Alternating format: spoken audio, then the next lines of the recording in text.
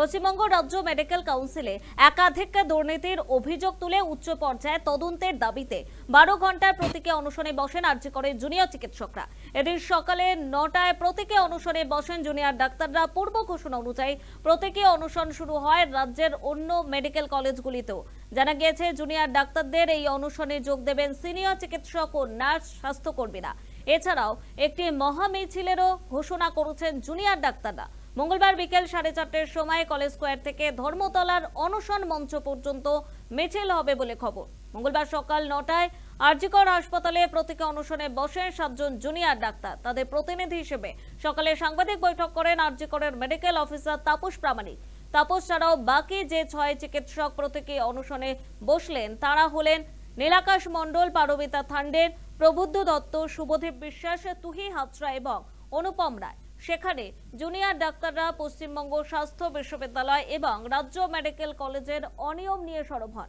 Junior ডাক্তারদের অভিযোগ, সন্দীপ ঘোষের রেজিস্ট্রেশন বাতিলের পরিকল্পনা নিয়ম মেনে হয়নি। মেডিকেল কাউন্সিলের বৈঠক না ডেকেই এই সিদ্ধান্ত নেওয়া হয়েছে তাদের কথায়। সুদীপ্ত রায় হেলথ রিক্রুটমেন্ট বোর্ডের মাথায় বসে রয়েছেন। উনি আরজি করের রোগী কল্যাণ সমিতির প্রাক্তন চেয়ারম্যানও। ওর আমলেই যত কিছু ঘটনা, উনি সন্দীপ ঘোষদের সমর্থন করে গিয়েছেন। বিতর্কিত 2 চিকিৎসক বিরূপাক্ষ বিশ্বাস এবং অভিজ্ঞদের বিরুদ্ধে প্রশাসন শাস্তিমূলক পদক্ষেপ করেনি কেন, সেই প্রশ্ন তোলেন জুনিয়র ডাক্তাররা।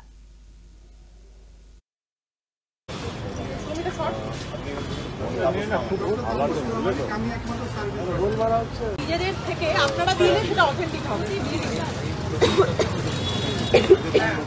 9 আগস্ট যে জঘন্য এবং বর্বর ঘটনা আরজি কর মেডিকেল কলেজের বুকে ঘটেছে এবং তারপর থেকে আপনারা দেখেছেন যে আমাদের যে আন্দোলন, সেই আন্দোলনের সাথে আমাদেরকে দুটো দাবি, অর্থাৎ অভয়ার যে ন্যায় বিচার এবং তার সাথে সাথে দ্বিতীয় অভয়া যাতে আর একটিও না ঘটে সারা দেশে, তার জন্য এই আন্দোলন যে শুরু এবং সেই আন্দোলনের সাথে সাধারণ মানুষ তারা যেভাবে আমাদের এই দাবিকে তাদের নিজেদের দাবি হিসাবে সহমত করে আবেগের সাথে আমাদের এই আন্দোলনের পাশে দাঁড়িয়েছেন প্রথম থেকে নিয়ে এখনো পর্যন্ত, সেই আন্দোলনকে সামনে রেখে আমরা বারবার এই দাবি যাতে মান্যতা পায় এবং বাস্তবে রূপায়িত হয় তার জন্য আমরা এই আন্দোলন করে চলেছি, যাতে আমাদের সহযোদ্ধাদের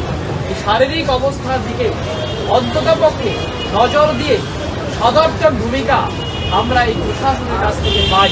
তার জন্য আজ আরজি কর মেডিকেল কলেজের বুকে এবং অন্যান্য সমস্ত ওয়েস্ট বেঙ্গল জুনিয়র ডক্টর ফ্রন্টের সমস্ত মেডিকেল কলেজগুলোতে আমরা আমাদের প্রতীকী অনশন আজ থেকে আমরা শুরু করলাম। আজ প্রথম দিন 7 জন আমাদের সহযোদ্ধা আরজি কর মেডিকেল কলেজ থেকে তারা এই প্রতীকী অনশন শুরু করছে।